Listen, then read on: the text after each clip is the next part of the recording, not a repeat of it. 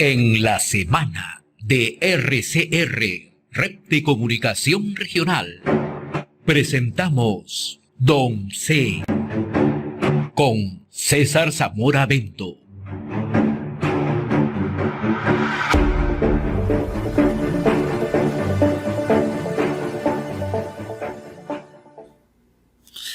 Bien, saludamos esta hora a César Zamora, economista y analista de temas políticos. Qué gusto saludarte, César. Buen día, muy amable como siempre. Muy buenos días, José. Sí, aquí estamos para comentar los principales acontecimientos de la semana que han sido preocupantes, ¿no? A ver, ¿cuál crees tú que ha sido el tema central, el tema principal de la semana? Bueno, no cabe duda que desde el punto de vista de la estabilidad jurídica, del sistema de justicia, es la remoción de los dos magistrados de la Junta Nacional de Justicia por parte del Congreso de la República y su inhabilitación para el ejercicio público de 10 años. Creo que eso ha sido lo más saltante, y como tú habrás escuchado, hay de todo en el mercado, opiniones de todo calibre. Validan la decisión y opiniones en contra también, ¿no? De todo calibre, ¿no? O sea, así que la situación... Sí. Ahora, ¿qué constituye esto hacia adelante? ¿Qué crees tú? Porque hay quienes dicen que no va a poder funcionar la Junta Nacional de Justicia, porque hay varios miembros que tienen encima de los 75 años. ¿Cuál crees tú que va a ser el paso siguiente? ¿O las medidas que tengan que adoptarse hacia adelante? Yo creo que debe existir, desde el Congreso de la República debe desarrollarse un proyecto que reformule cómo se viene dando toda esta función de la Junta Nacional de Justicia, que por cierto son estratégicas, ¿no? La Junta Nacional de Justicia, antes Consejo Nacional de la Magistratura, son los que definen la calidad, la permanencia de los jueces, de los fiscales, ¿no? O sea, tienen un poder muy, muy grande, a pesar de ser una junta que inclusive va por encima del poder judicial, que es un poder del Estado. Entonces, me parece que por allí hay cosas que están traslapándose, o sea, funciones que se le está dando a un consejo que, si bien es cierto, emana de una decisión política a través de una selección y de una votación en el Congreso de la República, muchas veces las componendas que se dan para elegir a estos magistrados hacen que estos magistrados pues tengan una especie de deuda funcional, y por eso obedecen a consignas. A mí me queda muy claro que esta Junta Nacional de Justicia ha obedecido a consignas, no han trabajado con integridad, si se quiere, integridad en el sentido de ser coherentes con lo que se dice, con lo que son y lo que hacen, ¿no? Entonces me parece que les ha faltado eso, y eso es el origen de esa falencia, José, es precisamente la forma como se designan a estos magistrados. Creo yo que por allí debería trabajarse más, porque ahorita vamos a tener otra composición de la Junta Nacional de Justicia. Han cuidado de no perder la cuota de quórum para que puedan desarrollarse, pero no están resolviendo el problema. Están sacando a las personas que a juicio del Congreso han cometido faltas y solamente van a hacer a cambiar nombres, y esas personas que entran también van a tener su compromiso, su deuda política con algún sector del Congreso. Nosotros hemos visto cómo trabaja muy fino Alianza para el Progreso este tema desde el Congreso de la República, haciendo cubileteos, ¿no?, políticos para determinar quién sale y quién entra. Entonces, si hay esa fortaleza, difícilmente un magistrado de la Junta Nacional de Justicia será imparcial, será objetivo y será eminentemente jurisprudencial, ¿no? Has sido bastante caballeroso cuando dices que un trabajo fino de Alianza para el Progreso, ¿no? Yo creo que es un trabajo poco fino, porque sí, la verdad, porque están acostumbrados a hacer eso, abren y cierran la puerta cuando ellos les da la gana. Así es. Entonces, ¿hacia dónde estamos yendo, no? porque se ha convertido ciertamente en la bancada que puede tomar decisión, inclinarse en determinadas circunstancias hacia la izquierda o inclinarse hacia la derecha. Y su líder máximo tiene entrada y salida a los ejes del poder. Hay que decirlo con claridad. Entonces, ya lo hemos visto. Sí. Además, está comprobado la cuota que existe en el Poder Ejecutivo de personas ligadas así abiertamente a Alianza del Progreso son evidentes. O sea, acá no hay que expurgar mucho. O sea, su poderío, su posición, su cubileteo que suelen hacer en el Congreso de la República trasciende el empoderamiento en el Ejecutivo.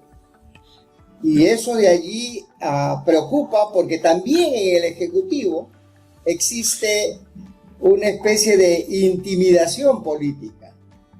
Si el Ejecutivo tiene un ministro que está medio que no se alinea a los preceptos del líder de Alianza para el Progreso, sencillamente ya pasa por las amenazas de la interpelación o la suspensión, claro, o inclusive el trabajo sucio, la búsqueda a través de los organismos del Ejecutivo, la DIVIAT, la búsqueda y la persecución que se está dando. O sea, si no vemos esa persecución manipulada desde un partido en el Congreso de la República con poder en el Ejecutivo, que es Alianza para el Progreso, obviamente, sencillamente estaríamos desconociendo esa arista que es importante reconocer porque podría identificar el mal de todos los problemas en el país. Y hay un tema en el sentido de la manipulación. César, y hay un tema ya en la lectura política del día a día, ¿no? César Acuña apoyó incondicionalmente al gobierno de Pedro Castillo. No olvidemos eso. Por supuesto. No olvidemos. O sea, por cercanía en Cajamarca, ambos son de pueblos muy cercanos, paisanos, hubo un empoderamiento. Y ahora estamos viendo lo propio con la presidenta Dina Boluarte. Entonces, cuando uno hace una lectura política, o por lo menos hace una interpretación, el hecho que Dina Boluarte aparezca mucho en La Libertad, en momentos que hace anuncios políticos, ya marca cuál es la línea que está siguiendo y con quién está siguiendo esa línea. Entonces, ¿qué se puede desprender de eso? Que tenemos ya una alianza en ciernes, Alianza por el Progreso y Dina Boluarte, el Ejecutivo en todo caso. Lo valido, opino como tú, pero yo añadiría más cosas. O sea, ya, así como hablan de organización criminal en el sicariato, claro, las bandas delictivas, también hay una organización criminal política.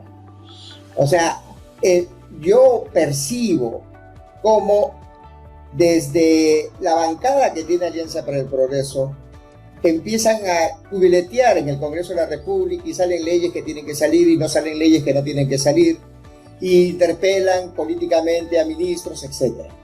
Pero también el alcance es en el Ejecutivo porque hay cuotas. Hay cuotas. Una de las que se me ocurre mencionar es el Ministerio de Salud, por ejemplo. Entonces esa es una cuota clarísima de Alianza para el Progreso. Y el Ministerio de Salud pues tiene organismos de salud muy, muy difundidos a nivel nacional. O sea, políticamente es estratégico. Pero aparte de eso es el ejercicio de la persecución. O sea, es por eso la Junta Nacional de Justicia y esta remoción o esta inhabilitación de dos magistrados no me da ninguna confianza. Yo no me podría sentir alegre, porque sé que los que vienen pueden ser inclusive hasta peor y obedecer consignas inclusive más perjudiciales para el Estado de Derecho en el país.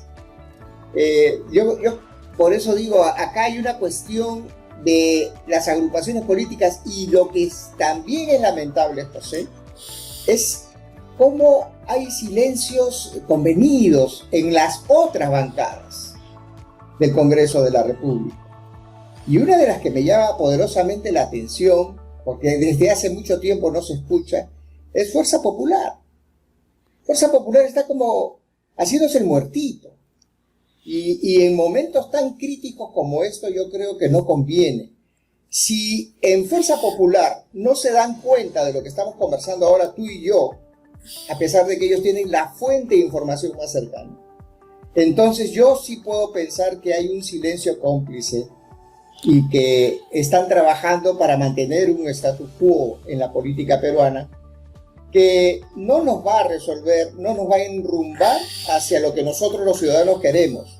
Un país que tienda hacia la justicia, con libertades de las personas, de ser libres, que atraiga la inversión privada sobre la base de una justicia transparente, que se respete la propiedad privada, porque, vuelvo a repetir siempre, cuando te meten la mano al bolsillo y te cobran impuestos selectivos al consumo de manera abusiva para mantener una burocracia espantosa, te están robando, pues. Están quitándote tu propiedad de tu dinero ahí en tu bolsillo, te están sacando la plata. Ese Estado es el que va a asfixiar todas las posibilidades de desarrollo sostenible y sostenido de aquí en el medio o largo plazo. Entonces, la población tiene que entender de que hay que dar una respuesta a esta complicidad política en el Congreso de la República y llamarle la atención al Ejecutivo que tiene que hacer su trabajo. Está obligado a hacer las cosas bien. Y también a esas fuerzas oscuras políticas descubrirlos. Lamentablemente la prensa, la gran prensa también está coludida y ellos difícilmente van a exponer su botín, su gallina de los huevos de oro, que es la comunicación o la distorsión de la comunicación, por confrontarse con los poderes fácticos que es estas agrupaciones políticas, los que están detrás del poder ejecutivo y también aquellos que hacen ejercicio de la persecución policial y judicial. Tú tocabas un tema hace un momento, así de manera precisa, ¿no? El silencio cómplice de Fuerza Popular. O sea, ya no se convertiría en silencio si es que aprueba algunas cosas del Ejecutivo. Ya no se convertiría en silencio si es que no se pronuncia sobre temas centrales. Aquí lo que preocupa es que estamos viviendo una etapa no similar al gobierno de Castillo, pero con la misma línea del gobierno de Castillo. Y eso no se desprende de la Presidenta de la República. Y muchos lo saben. Muchos lo saben. Lo que pasa es que callan, como dices tú. Entonces, ¿hacia dónde vamos? Mira, hablamos de... Por eso es importante centrar este análisis, José. Hablamos de Castillo, hablamos de Dino Boluarte, hablamos de todas esas intenciones de izquierda comunista, de Antauro que... También también solapada, ¿no? Ya, entonces, pero ojo, el problema es más grande. Desde Kuczynski, desde Ollanta Humala, desde Alan García, los poderes fácticos han existido. O sea, eso no se está rompiendo. Siempre hay esos movimientos haciendo intrínculis que manejan las decisiones de las principales instituciones del Estado. O sea, por ejemplo, Gorriti ha trabajado, la primera cosa que tengo fijada de Gorriti, su inicio, su génesis ha sido en la Marcha de los Cuatro Suyos. Y desde ahí él ha sido, digamos, vigente, pero en la sombra. Desde allí con Diego García Sayán han armado todo ese aparataje interno y externo para llevar al país en una sumisión en base al miedo y al chantaje. Tú podías ser un funcionario o un ministro de Estado progresista o podrías haber sido un promotor de las inversiones, pero si los de poder fáctico te miraban con desconfianza, te sacaban del escenario, te ejercían chantaje. Hemos visto ministros de Estado, hemos visto acciones en el Poder Ejecutivo, acciones en el Poder Judicial, en el mismo Legislativo, que han sido manipulados por esta suerte de grancianismo, ¿no? Del manejo de la subconsciencia ciudadana a través de la educación, se han metido en el sistema de educación, en el sistema de justicia, se han metido en la administración pública, o sea... También marcó esta semana esta crisis política, esta sensación nuevamente de malestar en la población, y el malestar en la población se grafica. Hoy el diario El Comercio publica una encuesta de Datum donde la presidenta solamente tiene el 10% de aprobación y un 85% de desaprobación. Ya estamos nuevamente conectados con César Zamora. César, en este análisis que estás trazando me gustaría un poco mirar lo que ha significado la juramentación esta semana de Gustavo Adriancén como presidente del Consejo de Ministros, luego de toda esta crisis que se generó desde el inicio de la semana, con divulgación de audio, con una serie de hechos que parecen farándula, no son farándula. Es un aparataje que funciona también en algunas entidades del Estado, ¿no? O sea, parece farándula, no es farándula, sino que han armado todo un mecanismo de penetración que es ilícito. Claro que es ilícito por la manera como actúan, pero te das cuenta que es parte de un accionar. ¿Cómo estás mirando todo el tema con la decisión del gobierno de designar como presidente del Consejo de Ministros a Gustavo Adriancén? A ver, entra un nuevo presidente del Consejo de Ministros, Gustavo Adriancén. No se mueve ni un ministro de Estado. Entonces uno dice, bueno, ¿qué cambió? Sacaron al anterior primer ministro por unas cosas que se han visto, que inclusive hasta cierto punto pueden haber sido manipuladas. O sea, por eso te decía, los poderes fácticos, ¿no? O sea, ¿hasta qué punto te pueden construir una historia? César Zamora se hace famoso y a ver cómo lo sacamos del escenario. Me van a inventar cosas, un chat, y me desaparece. Pero ¿cómo es que aparecen personajes que se vinculan con personajes políticos? O sea, ¿cómo esta señorita Yeshiré se vincula con Vizcarra, se vincula con el operador político de Vizcarra, César Figueiredo, se vincula con César Acuña, y según dicen, van a conocerse mayores revelaciones? ¿Cómo? ¿Sola? No. No.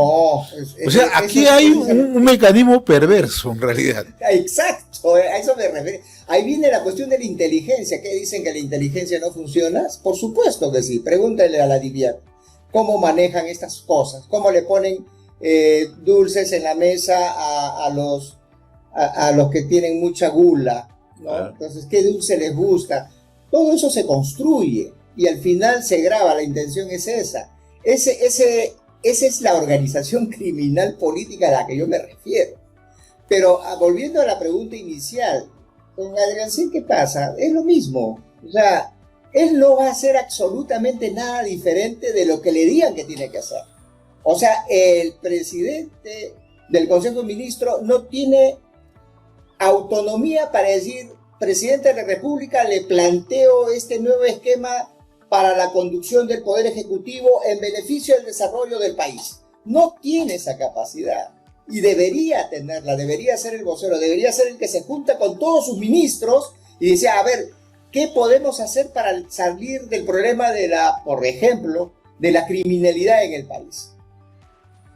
No, siguen en lo mismo. Tienes el mismo ministro del Interior, tienes el mismo ministro de Defensa, tienes el mismo ministro, bueno, el renovado ministro de Economía, que no tengo muchas expectativas con él tampoco, la ministra del Medio Ambiente, de Agricultura. O sea, no ha cambiado nada, José. Este cambio es un cambio de nombres, pero no de accionar. Y lo que los ciudadanos sentimos, tú y yo y millones de peruanos, es que el accionar del Poder Ejecutivo es pésimo, es malo. Y es cómplice con el accionar perverso de un Congreso de la República que cubiletea sus intereses, apoyándose ambos en esta llamada el sistema de justicia persecutora, creo yo, que maneja los intereses de a quienes me incomodan, hay que sacarlos, a quienes me favorecen, hay que meterlos, pero que tengan un rabito de paja para de ahí, cuando se pongan interesantes, jalarlos. Cada vez que nombren a un ministro, a un funcionario de alto nivel, hay que ver cuáles son los rabos de paja que le han construido para ponerlo ahí. Porque ese no va a trabajar abiertamente con sus capacidades, sino con las consignas que se le ponen. Y si sale de su libreto, sencillamente lo jalan y se lo bajan. Porque ya los que los han puesto, lo han puesto sabiendo que ese personaje o ese funcionario tiene yaya. Y puede ser vapuleado con un poco de prensa, con un poco de redes sociales, y se acabó el asunto. Entonces, no tengo con Gustavo Dariancén un pronóstico positivo, porque sencillamente no ha sido capaz de plantear algo novedoso, una línea diferente a la línea que nosotros estamos criticando abiertamente, porque nos está llevando a un proceso recesivo de la economía y a una inseguridad ciudadana espantosa. Muy bien, mi estimado César, como siempre yo te agradezco la amabilidad de haber compartido estos minutos a través de la secuencia 11. Muy agradecido, César, buen fin de semana. Que tengas un bonito domingo y bueno, para seguir con fuerza por nuestro Perú. Muy amable, conversábamos con César Zamora Bento de nuestra secuencia Don C. Don C. Con César Zamora Bento.